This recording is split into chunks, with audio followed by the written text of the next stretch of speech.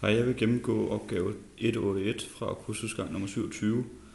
Opgaven den går ud på at transformere de to vektorer u og v igennem matricen A.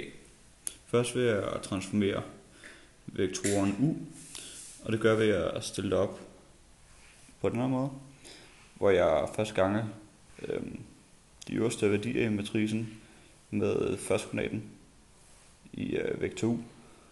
Hvor jeg ganger 2 med 1 og lægger sammen med 0 og ganger med 1. Hernede, hvor jeg tager de nederste data i matricen,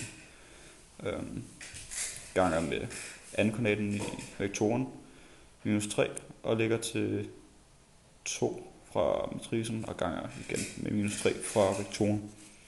Det giver så den transformerede vektor 2 minus 6. Så vil jeg transformere den anden vektor v. Det er den samme fremgangsmåde, og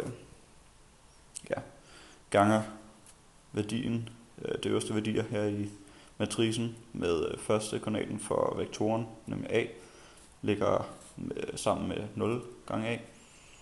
Hernede så ganger vi så de nederste værdier i matricen med andenkoordinaterne i vektoren. 0 gange b ligger til 2 for matricen og ganger med b igen. Den transformerede vektor v er således 2a, 2b.